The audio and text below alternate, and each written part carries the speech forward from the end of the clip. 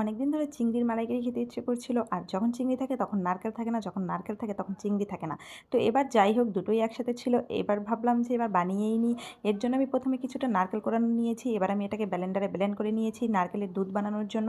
আপনারা চাইলে এটা গরম পানিতে ভিজিয়ে শুধু ছেঁকে নিলেও পারেন। কিন্তু আমি ব্লেন্ডারে ব্লেন্ড করে নিয়েছি যাতে গ্রেভিটা একটু ঘন হয়। তো যাই হোক এবার আমি এটাকে একটা ছাঁকনির উপরে ঢেলে চামচ দিয়ে ঠিক এভাবে করে এর রসটা নিচে ফেলছি। আর এদিকে কিন্তু আমার নারকেলের দুধটা রেডি হয়ে গেছে ঠিক এইভাবে। তো যে যতটুকু দরকার আমার ততটুকুই আমি করে নিয়েছি। তো এদিকে আমি চিংড়িটা রেডি করে ফেলছি। এর জন্য আমি ১ম এ চিংড়ি নিয়ে এবং একটা কেচির সাহায্যে চিংড়ির পিঠ বরাবর এপাশ থেকে ওপাশ পর্যন্ত চিরে দিচ্ছি। কারণ এখানে একটা রগ থাকে আমরা জানি। তো এই রগটা বের করার জন্যই আমি এটা করেছি। আপনারা চাইলে আপনারা যদি এভাবে খেতে পারেন তাহলে এভাবেই রান্না করতে পারেন। তবে আমার কাছে এই রগটা ভালো লাগে না, একটা গন্ধ আসে উটকো। তাই আমি এটাকে ফেলে চিংড়িগুলোকে ভালো করে ধুয়ে নিয়েছি। এরপর আমি একটা কড়াইতে চিংড়িগুলো দিয়ে এরপর সামান্য একটু হলুদের গুঁড়ো আর একটু লবণের গুঁড়ো দিয়ে এটাকে মাখিয়ে নিচ্ছি। এরপর কড়াইতে গরম তেল দিয়ে আমি চিংড়িটাকে ভেজে নেব। আর হ্যাঁ, চিংড়ি মাছ কিন্তু বেশি ভাজতে হয় না, খুব কম সময় নিয়ে ভাজতে হয়, নইলে চিংড়ি শক্ত হয়ে যায়। তো আমি খুব অল্প সময় ভেজে এরপর ওই তেলের মধ্যেই গরম মশলা দিয়ে দিচ্ছি। এখানে আমি দিয়েছি একটা দারচিনি, একটা এলাচ আর একটা তেজপাতা।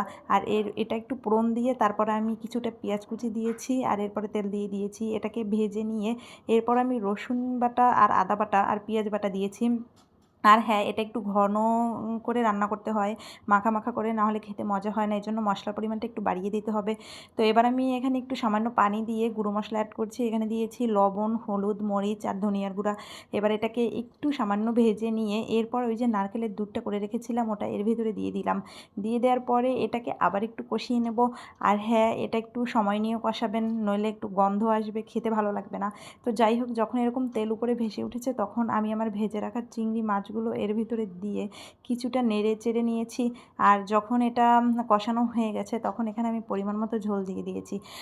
আর আগেই বলেছি চিংড়ি মাছ খুব কম সময় রান্না করতে হয়, এজন্য ঝোলটা একটু কম দেবেন। তো যখন বলক চলে এসেছে তখন আমি এখানে কাঁচামরিচ কেটে দিয়ে দিয়েছি। আর দেখেন আমার চিংড়ি মাছটা কিন্তু হয়ে গেছে। আর এখন আমি নামিয়ে নিচ্ছি। দেখতেই কত লোভনীয় লাগছে না? এটা কিন্তু খেতে খুব মজা। আপনারা অবশ্যই বাসায় ট্রাই করবেন আর কমেন্ট করে জানাবেন কেমন হয়েছে।